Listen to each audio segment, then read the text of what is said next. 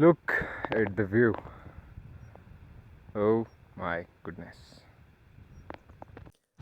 कुछ सफ़र की ठोकरें ज़रूरी होती हैं, कुछ सीखने के लिए, कुछ समझने के लिए और ख़ुद के अंदर छुपी खामियों को दूर करने के लिए। लेकिन अगर हम सफ़र इन खामियों के ज़ाहिर होते ही दूर हो जाए तो ना सफ़र खुशगवार रहता है और ना ही अगला आने वाला रास्ता।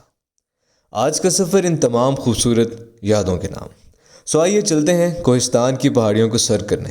ये सफ़र कालाम से कुमराट की तरफ करना है।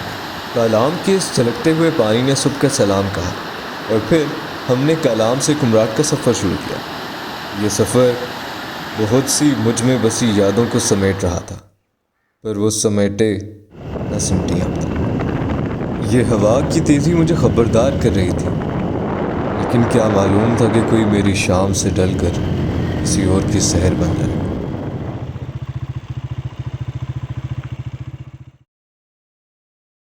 उस शोर से निकलकर एक सफ़र खामोशी की तरफ इख्तियार करता है। अरे अरे अरे थमिए, अभी तो वक्त है तेरी याद के साए में बैठने का, उन मीठी यादों को पिरोने का, सूरज की पहली किरण के नमूदार होने का, कि तुम चले आओ पहाड़ों की कसम।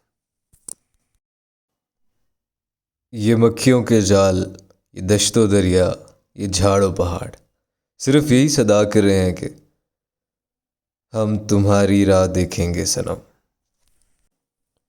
ये राहें बहुत कठिन और बहुत तवील थीं।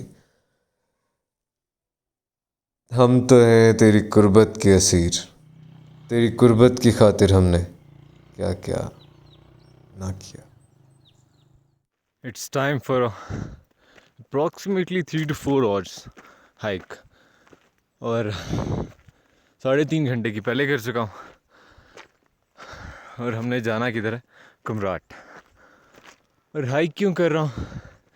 हाइक इसलिए कर रहा हूँ क्योंकि हमारा हो गया बाइक ख़राब। और मंज़र देखे बगैर तो मैं जाऊँगा नहीं, कुमराट पहुँचे बगैर। So I have to reach that point जैसे मर्जी, with these beauties.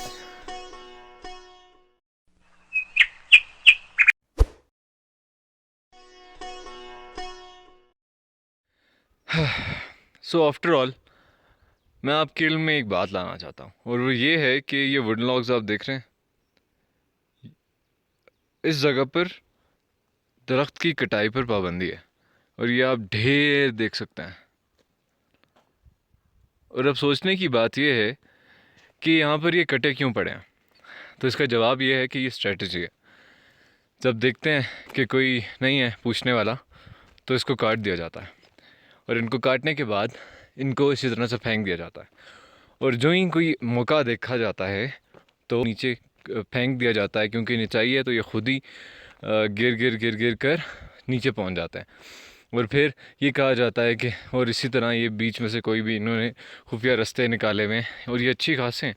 जैसे जैसे आगे जाते जाएंगे और ये इन टॉप पर शॉर्ट बताने का सिर्फ एक मकसद था कि दरख्तों को मत काटिए। इतनी बड़ी कहानी सुना दी।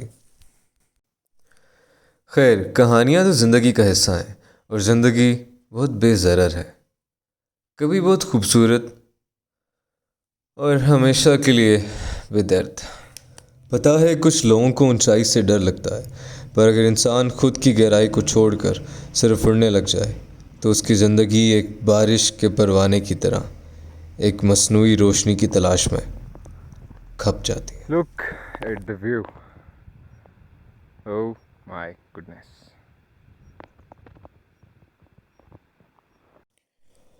और फिर वो शख्स उसी खपाई में इस जहान से और ख़ुद से बहुत दूर हो जाता है।